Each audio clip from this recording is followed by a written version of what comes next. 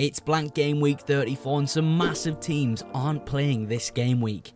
Now, I have 2 free transfers to fix my team and I'm looking to bring in some strong differential players to push towards that 100k mark. Can I do it? And who will I bring in for today's team selection video?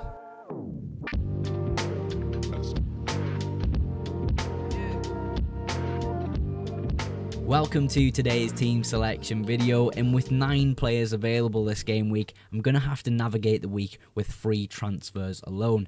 Now, the team looks pretty strong as it is, so with 2 transfers added and 11 players playing, I think I've got a pretty good chance at another green arrow in a row. This will be my 8th green arrow if I can survive this game week.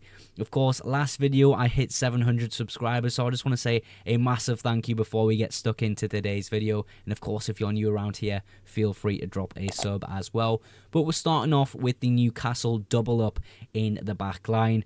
Now, free hit or not, I think the Newcastle double up in the defence this game week is the best double up to have compared to the sort of Fulham defensive double up that people are fielding. I think the Newcastle one is the best one. Now, would I change any of these 2 players? Trippier to Livramento would be maybe something I could consider, but a big differential of Trippier isn't actually a bad pick at all. And of course, Nick Pope has that spot pretty much nailed, I would say. But in my personal opinion, I think Dubravka is a better goalkeeper. But these 2 as a defensive partnership, I think is brilliant for my team this game week. Of course, the clean sheet odds for them are the best this week. Now, of course, I do have a blank game week player in the middle there in Jacob Kiwior. Yeah, he's not staying in the squad. There will be either a transfer for Saliba out or Kiwior out this game week, and we'll have a look at the benefits of going which way in the later bit of the video when I cover my transfer plans. But Kiwior or Saliba will definitely go this game week. And Lewis Dunk, obviously, to finish off the lineup there. West Ham at home. Maybe it's a good fixture, maybe it's not, but Brighton are just so unpredictable this season. I've only really enjoyed owning Welbeck and at points João Pedro this season. Lewis Dunk has been an absolute pain for me, so maybe he comes away with something this week, but I'm really not expecting too much. And of course on the bench there you'll see as well Gvardiol and Henderson who blank this game week.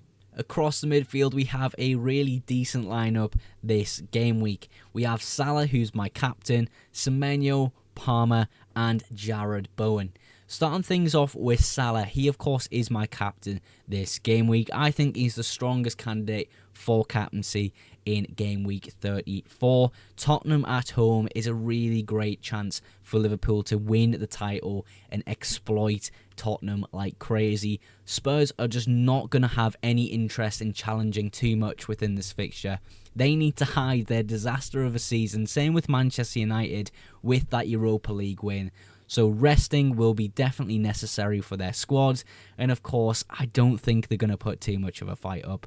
We've seen last fixture, there was a lot more fire, and there was of course a lot more goals. Maybe the same thing follows with this fixture, but Mo Salah as my captain I think really picks itself this game week. We have Semenyo, kind of in the similar boat to Mo Salah this game week, playing against United. United need to rest players. They need to win the Europa League to hide the disaster of a season they've had so far. Of course, both of them have home fixtures, Salah and Semenyo. I think they're really great this game week. And of course, next to Semenyo, you have Mr. Cole Palmer. Now, I honestly just don't know what to say about this guy. He has fell off the face of the earth. It's just the difference in how he used to play to now. It's night and day. That's all I can say. The pretty much only good thing about Palmer at the moment is that no one wants him, so he's kind of a differential. And we know that Palmer, on his day, can just go ahead and score 4 goals and a half. Maybe that happens against Everton. I highly doubt it, but still, Palmer has a fixture. It's a decent one at that. Let's see how he does this game week. Jared Bowen, I was speaking about obviously Lewis Dunk and Brighton. They're very hit and miss. West Ham, not the best team in the Premier League. They haven't looked amazing under Graham Potter, but maybe last week that 1-1 draw with Southampton was a bit of a wake-up call. They really were asleep and played football for about 60 minutes of the game. That's not good enough. And of course, Jarrod Bowen comes away with a goal in that fixture. Let's see if he can do the same in the following week. Now, Sarr on the bench there, of course, with a blank fixture, will be transferred out this game week. So the defensive transfer and the midfield transfer would most likely be one of the Arsenal defenders and Ismaila Sarr out for some people to come into the squad, and we'll see who those people are in the transfer plan section at the end of the video. But let's move on now to the forwards. The forward lineup consists of Isak and Evan Nielsen. Of course, Marmoush is just sitting there looking pretty for the picture, but Isak and Evan Nielsen will be my front starting two this game week. Of course, great fixtures for them both. Ipswich at home for Isak, and of course Manchester United at home for Evan Nielsen. Now, as an overview for the entire team, I want to speak a little bit more in detail about captaincy this game week, because it is more complex than just throwing it on Mo Salah. I think there's a lot of great opportunities to maybe catch up and rank this game week. We had it last week with the possibility of going differential captain. Yes, the game week wasn't great for the doublers. We didn't really have anything from Bukayo Saka, nothing from Marmoush, really quiet from everyone else. It wasn't a great game week as a whole, but this game week, I think we have another chance to do the similar type of thing. I still think Mo Salah is the best captaincy just on the face of it. We have Spurs and Manchester United who have to win this Europa League. If they don't win this Europa League, either team, their seasons are the worst you'll have ever seen in the Premier League from those two teams. Absolutely atrocious. So they're not going to risk anything against these two teams, and Bournemouth and Liverpool. They will not risk a single thing. If they make an early sub, they absolutely will do. If they need to play kids, which Amarin has said he will do, they 100% will do. So I think Bournemouth assets and Liverpool assets, as well as Newcastle assets for that fixture, are great to captain this game week. You can also look at Fulham and Wolves assets for their fixtures, but I feel as though their two teams aren't as strong as Newcastle, Bournemouth and Liverpool. So on the face of it, Salah's the best. But if you maybe want to catch up and rank, I actually don't mind anyone else this game week. Now let's move on to my transfer plans section of the video, where I have a little bit of work to do and tinkering to have a full starting 11 this game week. There are a few different ways I can play with my transfers this game week, and I've really got two routes that I like the most, and I'm going to showcase them both and tell you the pros and cons of each of them.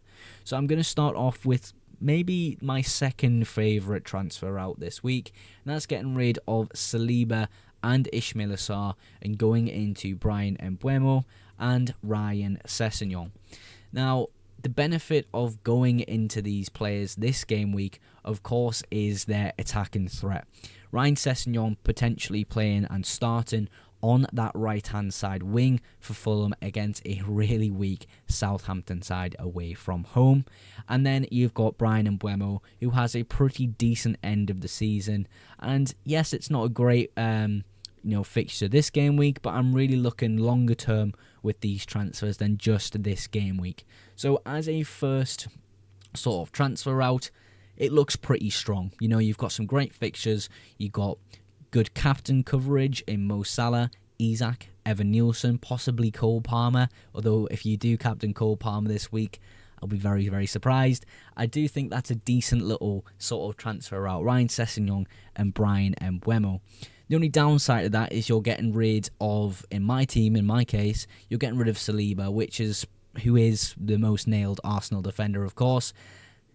I should really be looking at getting rid of Kibior. Now, Kibior and Ismaila Sarr limits me in getting Bryan Mbeumo, but do I really need him a week earlier than his good fixtures? Not particularly, because I could go ahead and sell Cole Palmer next game week. So what I could do in terms of defenders here is I could go for a cheap Forest defender in Nico Williams. I can then have a little bit more money than I would do if I went Milenkovic, and I can go ahead and get Gibbs White of Forest as well. Now, this is my favourite transfer route so far, this game week because it gives me 2 Forest assets. And of course, Forest have a chance in game week 36 of doubling if they beat Manchester City in the semi-final. Of course, that's going to be a very hard task, but nonetheless, look at the fixtures that they've got to end this Premier League season. Pretty good, and of course, they look pretty good as well. Very dominant against Spurs. So, yeah, those are the 2 transfer routes I've got in mind at the moment. Of course, my mind could change, and of course, I will fill you in on what I'm planning to do on the deadline stream. But, yeah, those are the transfer plans for this blank game week. A massive thank you if you're still watching at this point now. Hopefully that means you've enjoyed today's video, and if you have done so, make sure you click the like button, and also don't forget to subscribe for future FPL videos and of course deadline streams. But that's everything for today's video. Thank you again so much for watching, and I will catch you in the next one. Bye for now.